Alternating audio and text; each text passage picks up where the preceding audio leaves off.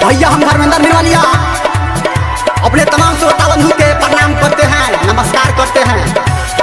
आइए इस चैत के महीना में कुछ चैता का लाए हैं जो हमारा साथ दे रहे हैं छोटा भाई दीपक, लड्डू और प्रीति, पूजा और हमारे डायरेक्टर सीनियर संजय गौतम जी। आइए इस चैता का आनंद लेते हैं।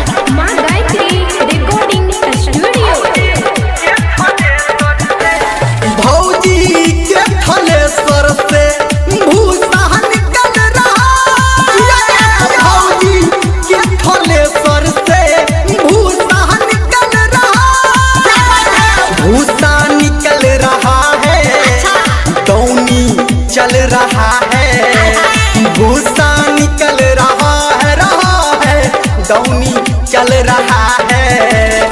चैत के महीना में गेहूं कट रहा है, चैत के महीना में गेहूं कट रहा है, चैत के महीना में।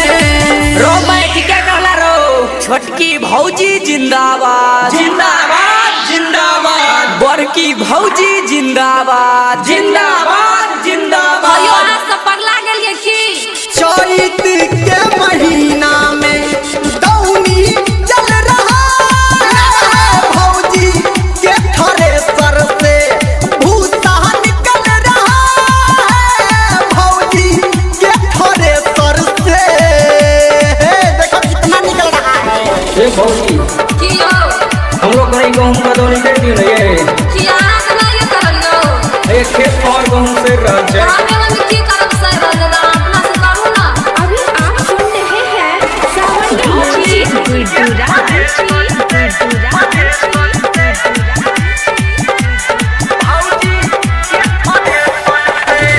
रौदा है इतना ज्यादा सबका छूट रहा पसीना, रौदा है इतना ज्यादा सबका छूट रहा पसीना।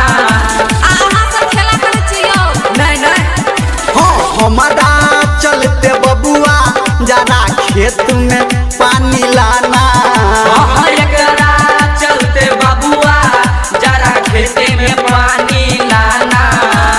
बोझा लेके माथा पे बोझा लेके माथा पे मंगला उछल रहा है, भौजी के थ्रेसर से भूसा निकल रहा है, भौजी के थ्रेसर से भूसा निकल रहा है, भौजी के थ्रेसर से।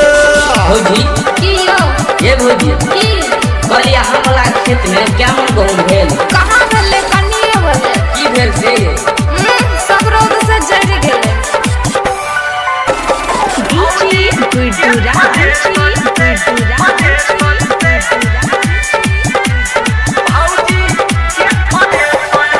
हाँ बहती नहीं है पुरावा न बहती कौन पछिया, बहती नहीं है पुरबा न बहती कोनो पछिया। तो जाओ ना कनिया के कहवे बेना डोलाई दे।